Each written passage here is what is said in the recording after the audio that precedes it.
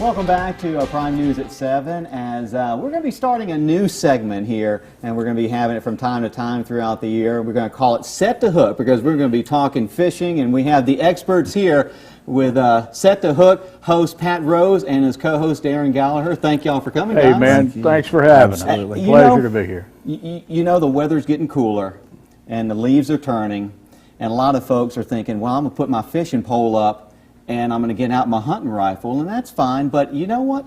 There's still fish to be caught, aren't there? Man, I'm going to tell you what. Get on the water. Get on the water. Don't put those fishing poles up yet. This is what I want to talk about, and then Darren's going to hit wintertime fall fishing. This is called the kicker fish exploding toad.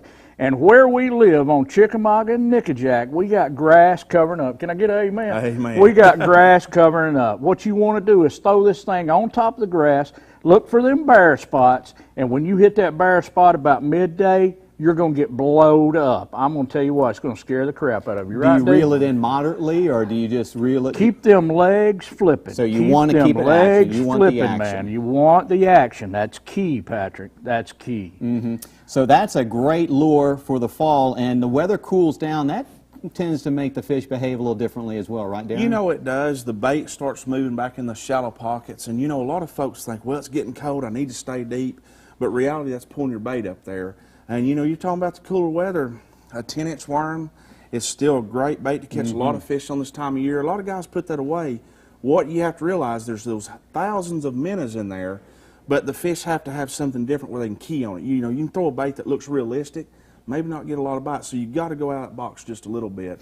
You know, that 10-inch worm's always a winner. I was using an 8-inch worm in the creek where I fish in, and right before the cool weather set in, we had a 75-degree day. I went floating down the creek, and I tell you what, that worm is a dependable lure, and it has been for 40 or 50 years. It does, and like I say, go outside the box, change the color up, be a little different, and you'll catch a lot of fish this time of year. Yeah, and you know, they always ask, where'd you catch these fish? And I said, I caught some of them on the left side of the mouth, some of them on the right side of the mouth. Exactly. But fishing can be great, but sometimes they can be finicky, especially when you're fishing for different things, not only bass, but crappie. Absolutely, and you know, people have to realize whether you're in the lakes, the rivers, the creeks, the ponds, it's still the same fish.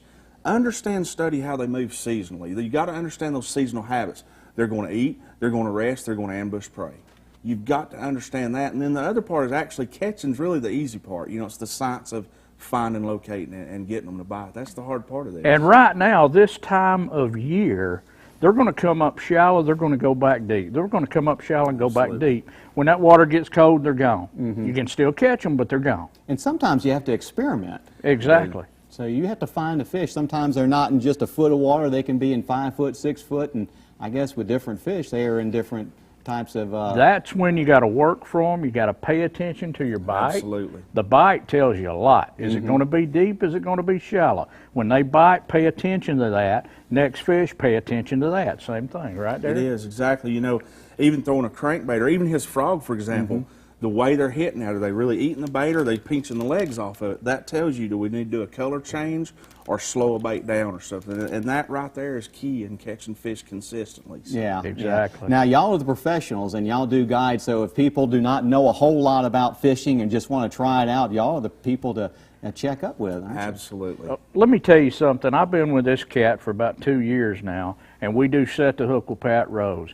I'm the greenhorn at this, but I'm going to tell you what, I have learned so much from this cat right here as far as fishing, man. He fishes the freaking national tour, the whole deal. You know what I mean? Yeah. He's a good fisherman. And you host a show every Saturday? Every Saturday morning. Set the Hook. Don't, you know, it's on several different radio stations, including 105, and we'll be on with this series hopefully every couple of 3 months. Stay tuned, though. More Prime News at 7 coming up.